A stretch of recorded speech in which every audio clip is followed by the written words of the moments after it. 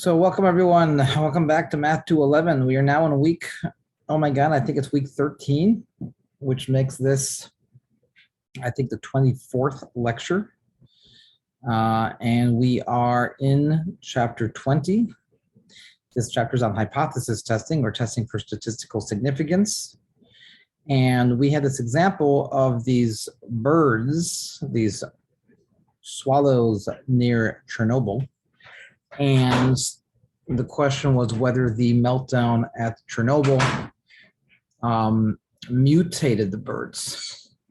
We know that before the accident, 2% of the barn swallows had white feathers, where normally it was blue or red. Now, this is a genetic mutation, that 2%, 1 in 50 would have this, basically this genetic marker. And the question was, well, did Chernobyl affect that at all? And we saw that after Chernobyl, there was a study done and 266 barn swallows were captured and 16% had white feathers. 2% to 16% is a 14% jump. And the question is that 14% jump within the bounds of plausible randomness? Or is that jump so big as to be possible yet not plausible? And as a result, we would be reluctant to stick to the old 2% value in place of this large value. In other words, was the result statistically significant enough so that it makes us change our beliefs, or is a difference reasonably attributed to chance alone? And we threw in some notation, the sample size, the sample proportion, the number of successes or yeses, whatever the case may be in your actual sample. And then there's the value that you're comparing it to. The old belief, P was 2%. We got 16%. We're comparing 16% to 2%. And the question is that far enough away that we reject 2%? Or is it close enough that we say, okay, I didn't see that coming, but 2% is still a possibility. And then what we did is we created a distribution for the underlying belief of 2% with samples of size 266. And we created a histogram. We did a simulation, and we created this histogram of outcomes. And we saw that sometimes there were 0 birds with white feathers, sometimes 1, sometimes 2, sometimes 3, 4. The most was 5, 6, 7, 8, 9, 10, 11, 12, 13. And as far as this graph is concerned, we never had more than 13 in all of the samples that we did. And we could have had hundreds and hundreds and hundreds of samples that we did with a simulator. We never had, at least according to this, more than 13. But 16% of 266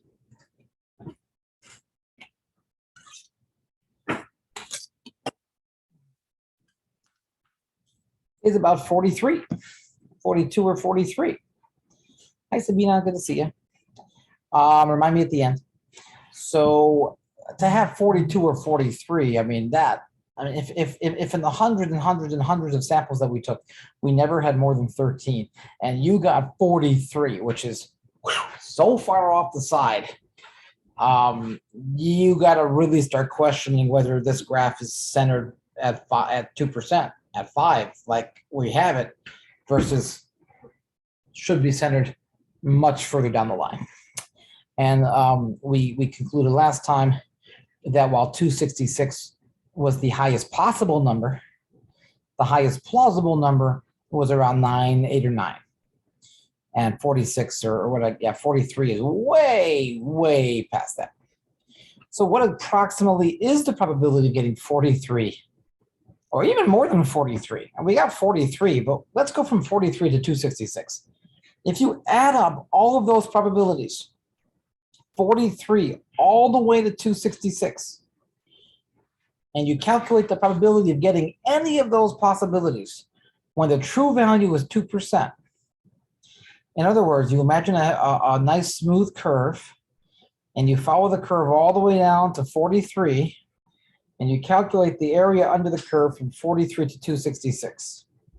What approximately is the chance of getting 43 or more if the true value really truly is 2%?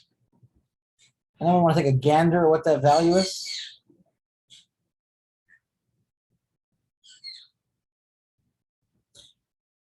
What's the likelihood of getting 43 or more when the true value, based upon the shape of this histogram, if the true value really is 2%?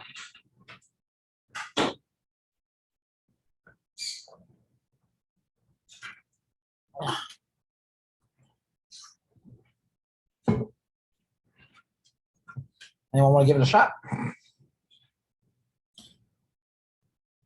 The value is essentially 0. If the histogram is already at what looks like less than 1%, I mean less than 0.5%, by the time I reach 13, just imagine how low it is by the time I reach 43. It is negligibly small. And if I take that value and add up all the ones past it, which keep getting negligibly smaller the further I go, it's going to be essentially 0. This probability is called the p-value. Every time you do a statistical test, at the end of the test, you have this one number. This one number is called the p-value. The p-value is essentially the probability of getting not only what you actually got, but even something more extreme, even less likely. So you got 43. So calculate the likelihood of getting 43 or any number past 43 and add it all up together. That is the p-value. And when the p is low, the null must go. You come into a situation with a null hypothesis with a hypothesis of 2%, and then you have the alternative hypothesis of 16%. The null hypothesis is the one that you've been believing up until now. If the p-value is low, the null must go. So in our case, it was so small, the results from the Chernobyl study was so small that it was a statistically significant result. It was less than 0.1%. Does the study provide convincing evidence that there was a higher rate of mutations after the accident than before? Yes. Statistically significant results means that 2% is, I mean, you can't conclude anything in statistics, but something as unlikely as that, you can basically say 2% is wrong and the true value is more than 2%. Is it all the way to 16%? That I can't say, but I can say it's more than 2%. Does that make sense? Yeah. Anyone else? The silent majority. Does that make sense? Okay. So, example, test of the validity of natal charts. Professional astrologers prepared natal charts for 83 volunteer subjects. Each subject then was given 3 natal charts, their own, and 2 at random. And they were asked to pick out the one that most correctly described them. And 28 out of 83 selected their own charts. Now, me personally, I do not believe in astrology. My belief does not make my opinions fact. Maybe astrology works, but I personally don't believe in it. So when I see 83 people who are looking at these 3 charts, to me, it's basically a 1 in 3 chance of picking out yours because it's completely at random. And therefore, the null hypothesis would be 1 in 3. Such an Aries thing. Unfortunately, I'm not an Aries though. So let's take a guess. Unless you guys happen to know, I don't think did I mention my birthday? No. Done that. No. Okay. So let's see. Let's see all you budding astronomers. Go for it. What do you think I am? You got 12 choices here, right? 12 things. Well, you're not an Aries. I guess no, it's 1 in 11. Aries, Gemini, Scorpio. What else we got? Aquarius, Virgo. So basically, everyone thinks I'm different, or you guys all just saying a different one, so that at least one of you is right. Is that what we're doing here? I don't even know. I mean, if you said another one, I'd be like, oh yeah, that's an astrology thing. I don't even know what the other ones are. Aries, Gemini, Scorpio, Aquarius, Virgo, Taurus. Oh yeah, Pisces. Right, so I've heard of that one. So Cancer. Lolly, stop guessing. You were right the first time. I'm a Scorpio. So yes, everyone, my birthday was very recently. You all missed it. Thanks very much. But anywho, you know what? It's a good thing I don't hold grudges because Scorpios do not hold grudges. So you know, you guys are okay. I forgave all of you. Why didn't we have a Class B day dinner? Well, I can't do it during the semester, but if you guys want to meet after the semester's over and have like a post math 211 party, I would be down for that. But alas, during the semester, there's a whole ethical, you know,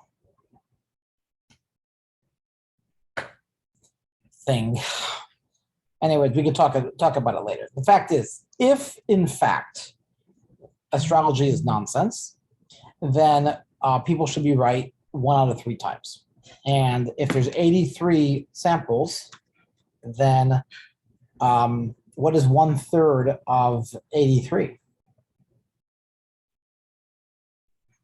I just did on my calculator, and I got 27 2/3. So essentially, the result of 28 seems very much in line with exactly what we would expect from random guessing. So to assess whether astrologers can prepare valid natal charts, to what standard should the results from the sample should be compared?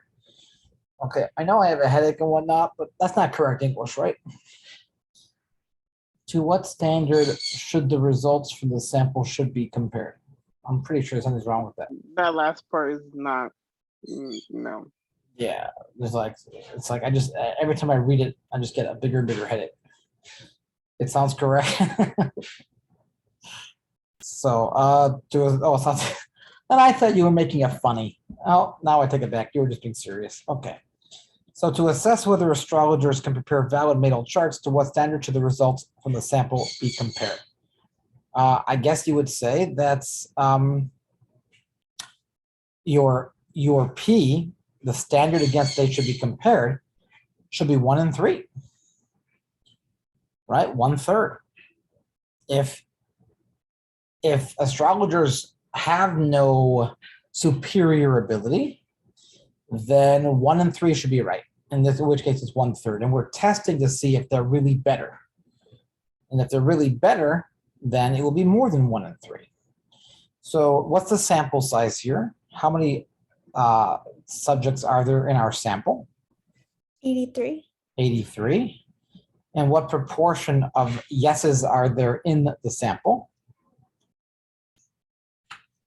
Well, 20 is not the proportion, that's the number. The number is 28, the number of yeses. The proportion of yeses is 0.337 approximately, right around 33%. And we're comparing it to 0.33. We're comparing it to 1/3. Now, just intuitively, do you think that our value that we got is far enough away from this value for us to reject this as being a reasonable value?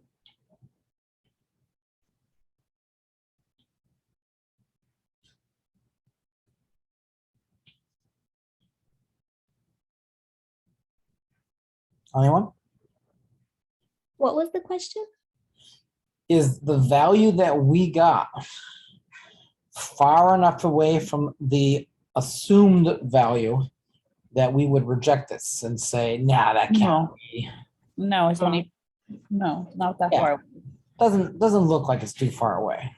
Now, if the sample size was large enough, the larger the sample size, the smaller wiggle room we would have.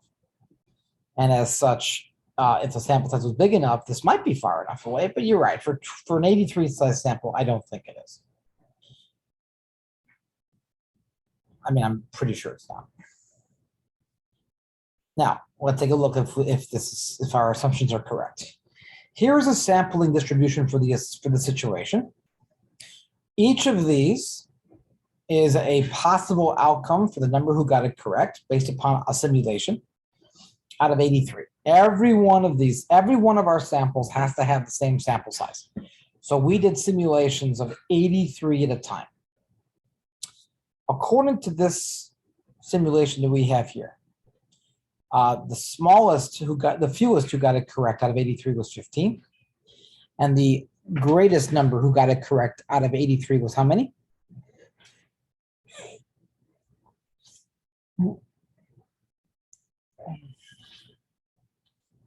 What's the greatest for this particular example? 29 and 28, I think. The greatest was 29? No. 29 is the one that occurred the most often, maybe. Oh, But what's top the and the greatest? That's what's the greatest 42. number? It looks like 42. 42 looks like the one that occurred. That was the greatest number that was correct. And we got 28. So look for 28 in the graph. Is 28 an unreasonable number? Assuming that the null hypothesis that the 1/3 is actually correct. Does 28 seem like it's a crazy result, like it was in the last example when we had 43? No. No, it's right in the middle. So what is the largest number of people who select their own horoscope that it's possible to get in a sample of size 83? What's the largest number who can guess right?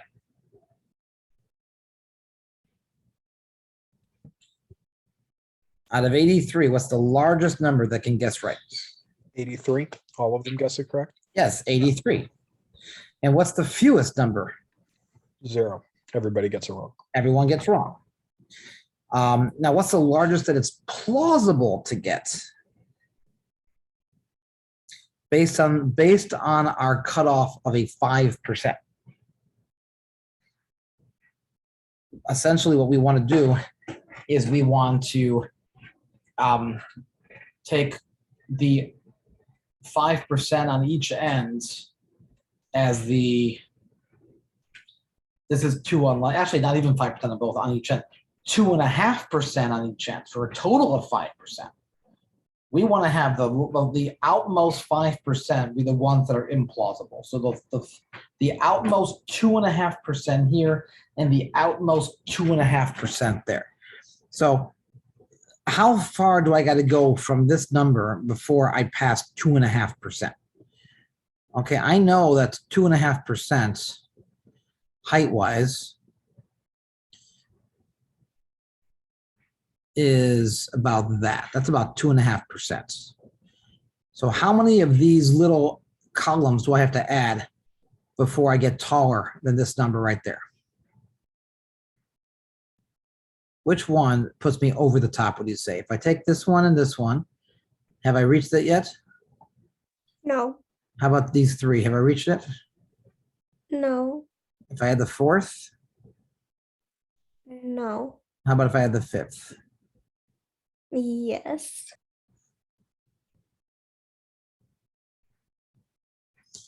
I'm not sure. I think even these 5 together don't hit that high. I think even this one might not do it. But once you've had this, I think you're for sure over. So I think personally, I mean, again, it's hard to do it by eye. I'm not the best at it myself, but it seems to me personally that these together is roughly the outermost 2.5% on that side. Is that at least ballpark correct? Yes. Yes. Okay. And on this side, I would say probably those together is ballpark, the outermost 2.5% on that side. Again, ballpark, which means the largest plausible number to get would be 36. And the smallest plausible number to get would be 20. So any number between 20 and 36, I would say, okay, not ready to reject the 1 and 3 idea. Of course, I have to apologize. What I just did was for a two-sided test where big numbers and small numbers would make me reject the original assumptions here. But here the whole idea is to is for the astrologers to be better. So I'm only going to reject if the entire 5% on this side. So maybe something like that. So I didn't make a mistake. I thought it was a two-tailed test for some reason. I do apologize for that. Usually if it's you know, if you have a guess, if you have assumption of a value and you have this way or this way, either way would say, oh yeah, that can't be right. In this case, we're specifically trying to see if astrologers are better. So the only time that we're going to reject the 1 and 3 is if we get a higher number. So the entire 5% will be on this end. And as such, I don't want to go to 2.5%. I want to go to 5%. So I think roughly something like this would hold it. So again, my apologies for my error, but does that make sense what I just said?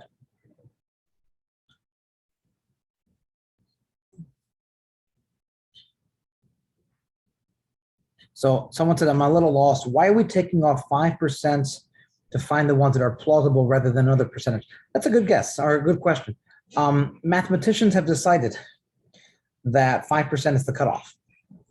And if you have a specific situation in real life where the ramifications of being wrong are significant, then you can make it less. You can make it 1% or 0.5%. That's always your choice.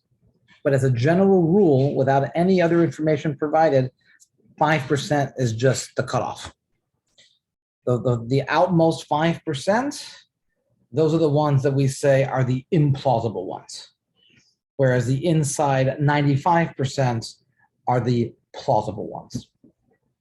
You didn't decide this. I didn't decide this. So statisticians have decided this years and years and years ago. 5% is the cutoff. So we are safe to use 5% in any problem unless it specifically says to use a different number. So, but right here you have the cutoff at 2%. So wouldn't it go up higher than that? So originally I had it at the outermost 2.5% because I was going to do 2.5 on the right and 2.5 on the left.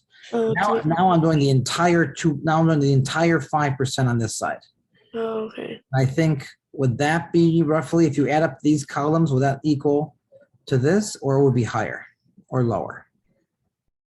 If I take this and I put it there, and then the next one, and the next one, and next one, and next one, and next one, it seems ballpark. Yeah. It seems Okay. ballpark, which means the largest plausible will be either 34 or 35. Let's say 34. Whereas the smallest would still be 15. We got 28. So our value is smack dab within the realm of plausibility. And because it's in the middle of plausibility, it's not enough for us to say that the original hypothesis of a 1 in 3 chance is wrong. And therefore, sorry, astrologers, but this particular study did not demonstrate that you have any better ability than anyone else. Are there other studies that might? Maybe. I don't know. This is not something that I really care about. So it's not something that I do research in. But I know people who swear by it. Mercury retro something. I don't even know what it's called. People I know are very into this stuff and follow it and see personalities and, oh, you're this, you're that. Oh, I get it. I see it. Maybe there's something to it, but well, Harmony, I also agree with you, but maybe I'm wrong. Maybe we're wrong. Maybe there's something to it. I don't know. I'm with you. I'm with you. I don't believe in it, but my lack of belief does not invalidate it. That's all I'm trying to say. In fact, my personal religion historically actually does believe in various methods like this. But our traditions say that we have lost these abilities over time and therefore we can no longer do them. But that if you go back far enough, people actually were able to do things that we can't do today. So what do I know? I don't think it makes sense, but who am I to argue? Anyways, so what approximately is the probability of getting 28 or even more people who select their own horoscope if natal charts are complete nonsense? 28 or more. That means if I add up all of these probabilities together, approximately what is that percent? Ballpark.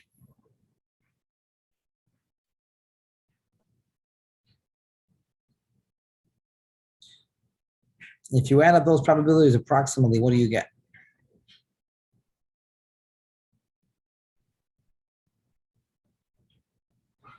Anybody?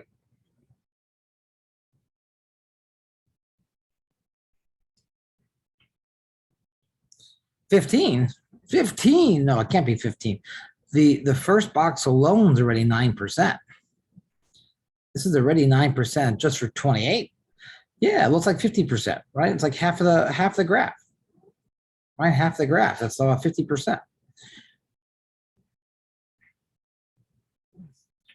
So the p-value, right? The p-value is 50%. Now, if the p-value is low, the null must go. But if the p-value is high, then the null ain't gonna die. I just made it up. I'm not sure if it's funny or not. I couldn't think of anything else. The actual one is that the null is high, let the null fly. But I really don't like that one. I was trying to think of something like die. Like the p-value is low, the null must go. And if the p-value is high, anyone? Come on, you guys are imaginative. It must fly. We did this last time. What was that one? We did it last time. It was if the p-value is low, the null must go. High, let the null fly. Well, that's what I said. No, let the nulls fly. But I was looking for some other options. What was it? Was it us that went over it? We had like 5 or 6 of them last time, I think, right? Then I forgot them, which really bothered me. Let it eat.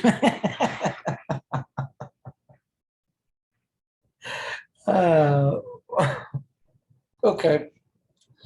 That's the winner.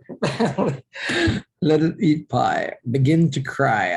I don't know if begin to cry. No, I'm going to go with pie. I'm going to go with pie. That's a good one. Okay. That was funny. I vote for pie one. Yeah, me too. Me too. So in this case, is the result statistically significant or can it reasonably be attributed to chance alone? 28. Statistically significant, or can it be reasonably attributed to just good old-fashioned luck? I think Huh? just chance. I think it's just a normal kind of guess. Yeah. Result. Yeah, p-value is too high. So does the experiment provide convincing evidence that a person's own natal chart describes them better than a randomly selected one? And the answer is unfortunately no. It does not. Okay.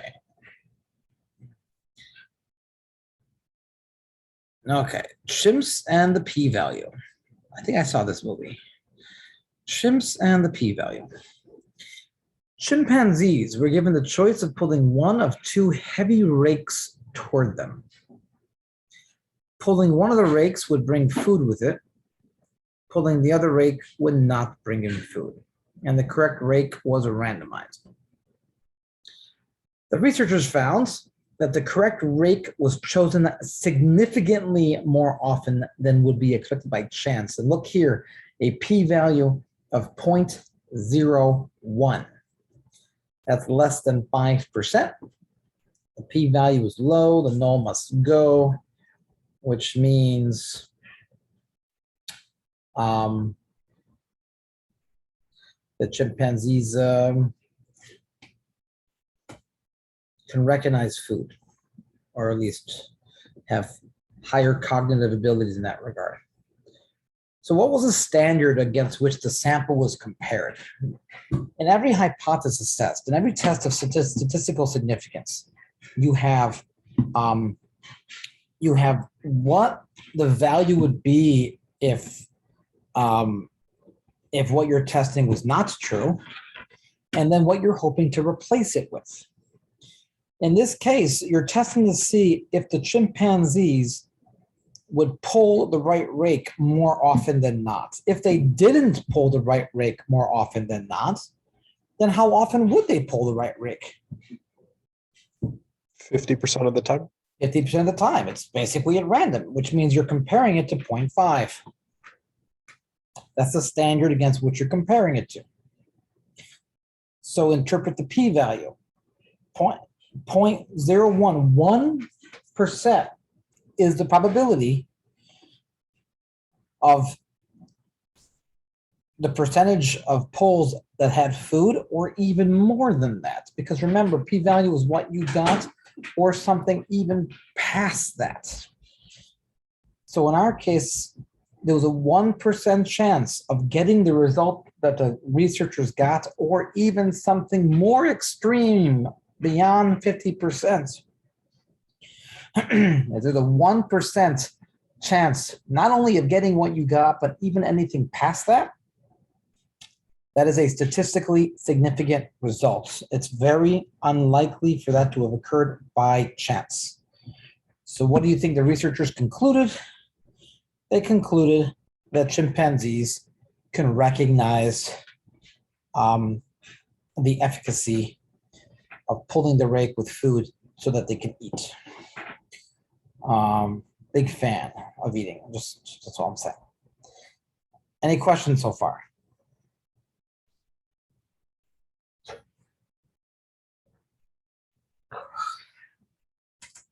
Any questions? No. Okay. Significance testing in education. California tests all 5th grade students on physical fitness. 63% of 5th graders have an aerobic capacity that is considered healthy. That's a fact across the state. At your school, 30 of the 65 5th graders have an aerobic capacity that is considered healthy. Now, 30 out of 65 is what percent?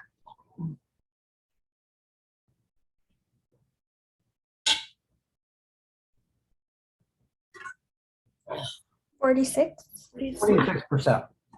Now, that's obviously different than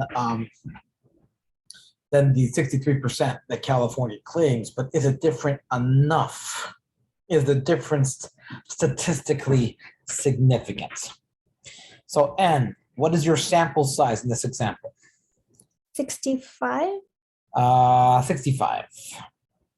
And let's skip to the third line. How many yeses are there in the sample? 30.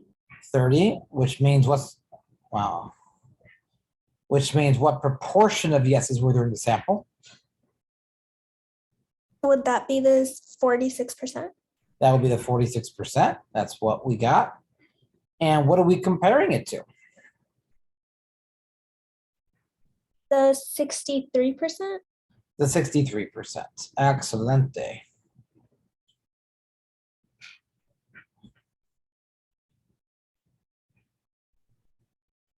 So the question is 46% far enough from 63% that we say that we have a statistically significant result and your school better up its aerobic capacity for fifth graders? Or is it within the realm of statistical chance? Is it within the realm of chance alone? So to answer this, we will have to look at a histogram. So here is the sampling distribution centered at 63% with a 65 size sample. We did lots and lots and lots and lots and lots of simulations. And this is the graph that we got. What is the largest number of fifth graders who have healthy aerobic capacity that is possible to get in a sample of size 65?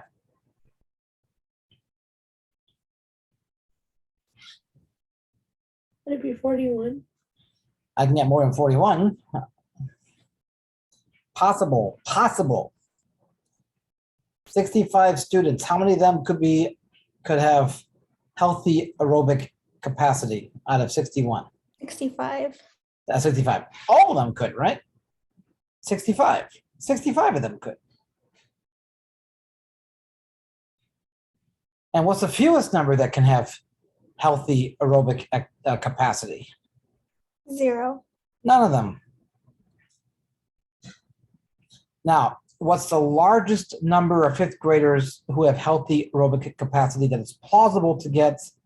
And what's the smallest number? Before we do this, we have to ask ourselves, is this a two-tailed test, a left-tailed test, or a right-tailed test? In other words, do I think the answer is just not 63%, in which case right or left would encourage me to reject 63%? Do I think it's more than 63%, in which case I would reject on the right? Or do I think it's less than 63%, in which case I would reject on the left?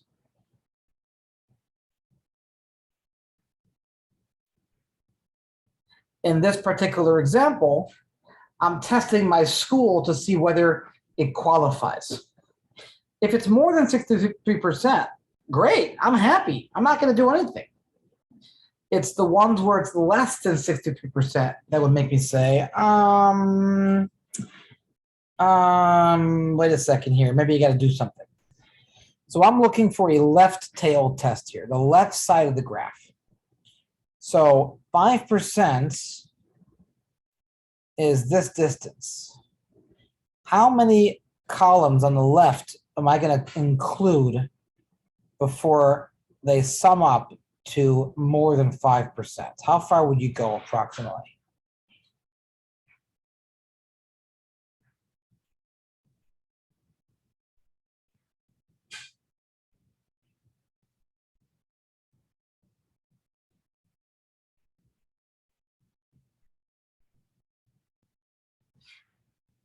What do you guys think?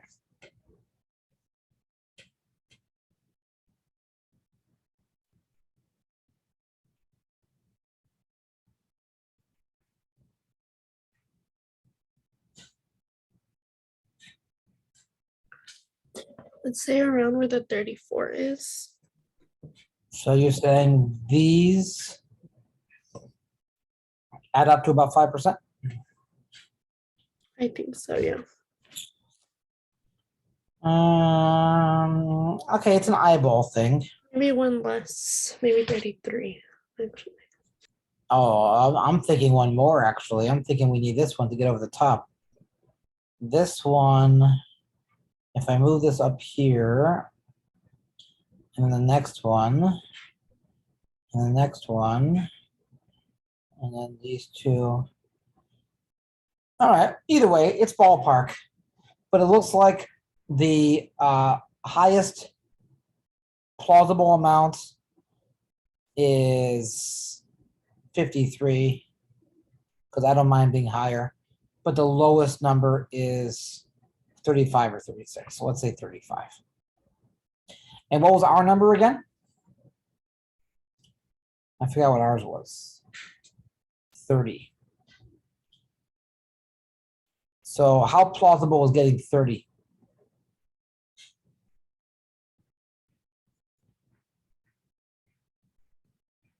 What do you say?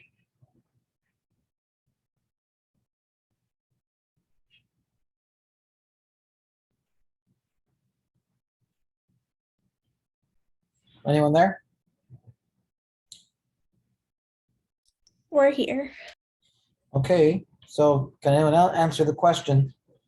How likely is it that I would have gotten 30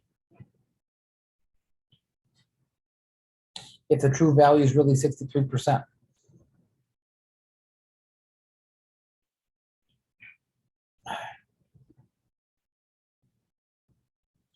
Likely, not likely?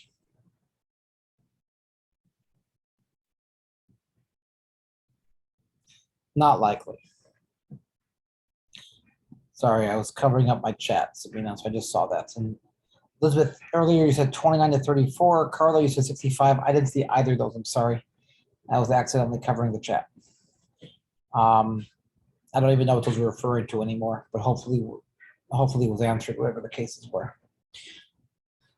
But not likely. 30 is very unlikely. There's less than a 1% chance of getting anything past 30. So it's a very small p-value. So what approximately is the probability of getting 30 or even fewer who have healthy aerobic activity in a sample of 65? The answer is there's about a 1% chance, 0.01. This is the p-value. Is it statistically significant or can it be attributed to chance alone? It is a statistically significant result. When the p-value is low, the null must go. What would you recommend to the teachers at this school? Change your curriculum, include more physical education, do something to get the number who have healthy aerobic capacity up to state standards. Does that make sense? Yes.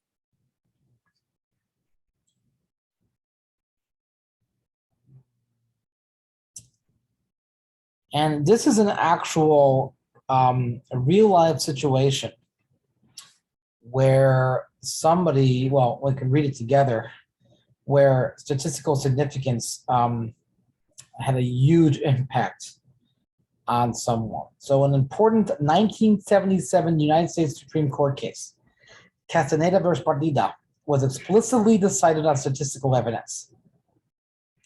A grand jury decides whether a person will have to stand trial. Fact. Of the 870 persons who were summoned to serve as grand jurors in Hidalgo County, Texas, over an 11-year period, 339, or 39%, were Spanish surnames.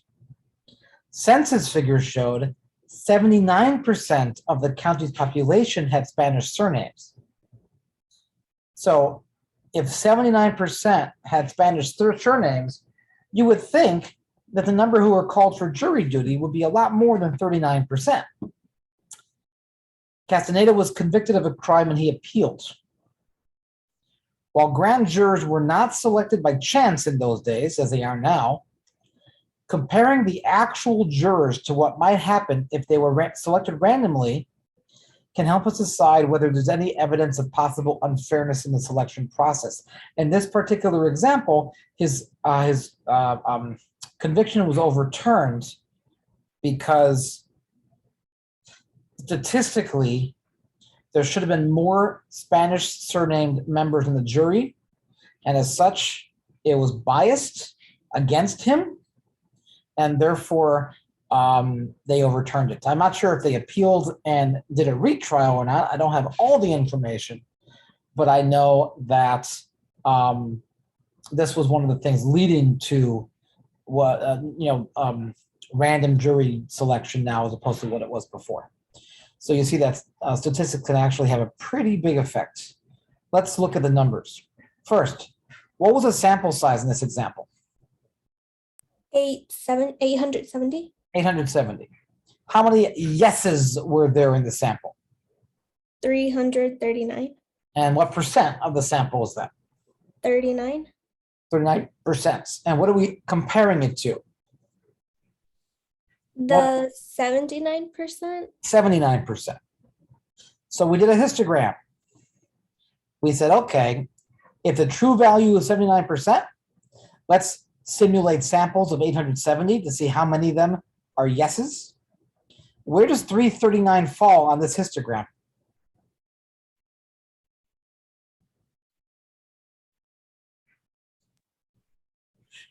Like way, way back. Way to the left. It's so unlikely for it to occur. It's such a statistically significant result that it couldn't have happened by chance alone, which means it was not fair. And because of that, the Supreme Court overturned it. Pretty amazing, huh? Is the result statistically significant? Yes. Okay. Think of as many explanations as you can why such a small percentage of grand jurors had Spanish surnames. What data could be collected to provide evidence for or against your explanations? Why would such a small percentage of grand jurors have Spanish surnames? Even though 79% of the country's population had Spanish surnames. I don't know. This isn't statistics. This is more sociology. But why would it be? Why would 39% of jurors have Spanish surnames if they came from a pool of 79% being Spanish surnames? Racism? But on whose part? On the people picking the juries? Yes. Yeah. Yeah. So they're deliberately picking non-Spanish surname juries to help convict people, in which case the appeal had a lot of merit, right? Could very well be. I mean, racism, unfortunately, has been around for a long time, and as much as we try to fight it, it seems like it's going to be around for a while. It's a horrible thing. All right, so all isms are horrible.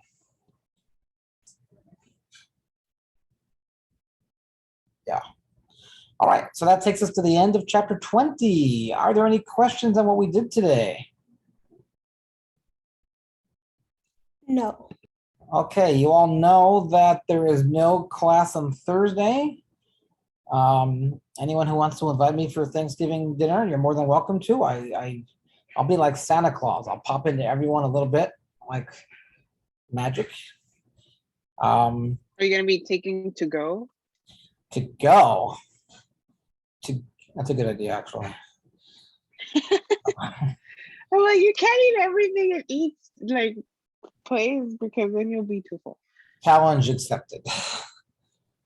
All right. Anywho, so we're not going to start next chapter with only a few minutes to go. I'll give you out a little bit early for Thanksgiving.